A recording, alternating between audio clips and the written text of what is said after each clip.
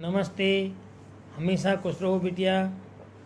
Ayurveda faculty, अष्टांग हृदय, session 2, ज्योति विद्यापीठ, women's university Jaipur. अष्टांग हृदय के अंतर्गत मौलिक सिद्धांत में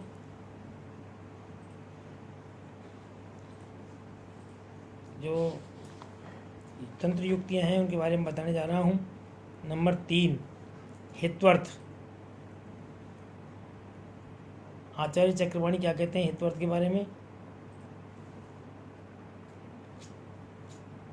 हित्वर्थो नाम यद यंत्राभिहित मन्यत्रो उपपद्धते,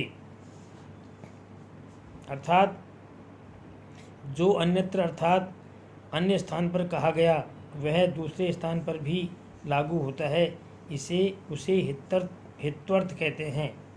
उदाहरण जैसे समान गुणोभ्यासो ही धातूनां वृद्धि कारणम, अर्थात समान गुण वाले द्रव्यों के अभ्यास से धातुओं की वृद्धि होती है।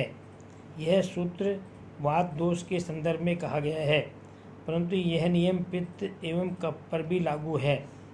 यह धातु शब्द से दोष और धातु इन दोनों का ग्रहण होता है। आचार्य चरक सुश्रुत के अनुसार जिस किसी अन्य वाक्य के उच्चारण करने से दूसरे अर्थ का समाधान हो जाए उसे हित्वर्थ कहते हैं। उदाहरण, जल का प्रयोग करने से मिट्टी का पिंड जिस प्रकार क्लिन्न अर्थात आर्द्र होता है, उसी प्रकार मांस, दुग्ध आदि द्रव्यों के प्रयोग करने से व्रण भी प्रक्लिन्न अर्थात आर्द्र हो जाता है। अब है पदार्थ के बारे में बताने जा रहे हैं। पदार्थ किसे कहते हैं? आचार्य चक्रपाणी पदार्थ के बारे में बताते हैं। पदार्थो नाम पदस्य पादयो, पदानाम व अर्थ पदार्थ है। मतलब एक पद, दो पद या अनेक पदों के अर्थ को पदार्थ कहते हैं। एक पद, दो पद या अनेक पदों के अर्थ को पदार्थ कहते हैं। उदाहरण, आयुषो वेदः, यहाँ इन दो पदों का अर्थ है आयु का बोध कराने वाला तंत्र। इसी प्रकार अनेक पदार्थों का उदाहरण समझना चाहिए। आचार्य सुश्रुत के अनुसार यो अर्थो अभिहिते सूत्रे पदे व से पदार्थ है। मतलब सूत्र या पद का जो अर्थ यहाँ अभिप्रेत है उसको ही यहाँ पर ग्राह्य करना पदार्थ है। यह अर्थ कभी एक पद, कभी दो या कभी अधिक पदों को भी मानना पड़ सकता है। विशिष्ट स्थान का विशिष्ट अर्थ को स्वीकारना पड़ता है, क्योंकि पदार्थ अपरिमित संख्या में होते हैं। उदाहरण, स्नेहन, स्वेदन, हंजन, इन पदों का उच्चारण से उनसे 2 या 3 अर्थों का बोध हो सकता है। स्नेह शब्द से गुण, प्रेम और घृत ये 3 अर्थ होते हैं। स्वेद शब्द से साग्नि स्वेद और निरग्नि स्वेद ऐसे 2 अर्थ होते हैं। ऐसी स्थिति में स्नेह आदि शब्दों का जो अर्थ संदर्भ के अनुसार यहाँ उचित होगा वहाँ उसी का ग्रहण करना चाहिए।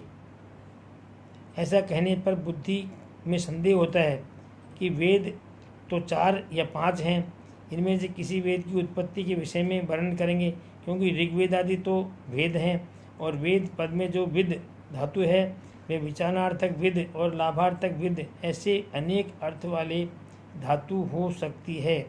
ऐसे संदेह की स्थिति में संदेह निराकरण के लिए यहाँ पर पूर्वोपर योग का अवलोकन करने से प्रतिपत्ति ज्ञान होती है कि आयुर्वेद में उत्पत्ति के विषय में कुछ कहना चाहते हैं। यह वेदोत्पत्ति में वेद इस अर्थ का पद आयुर्वेद होता है। इस प्रकार से ये बताया गया है। आगे पदार्थ के बारे में कहते हैं कि पदार्थ किसे कहते हैं कि पदार्थ के बारे में है, अत्यधिक विस्तार के कारण किसी विषय का विवरण सभी अंशों में या संपूर्ण रूप से कहना जब असंभव हो जाता है तब केवल अंशतः अर्थात प्रमुख विभागों में ही किया जाता है, उसी को प्रदेश कहते हैं।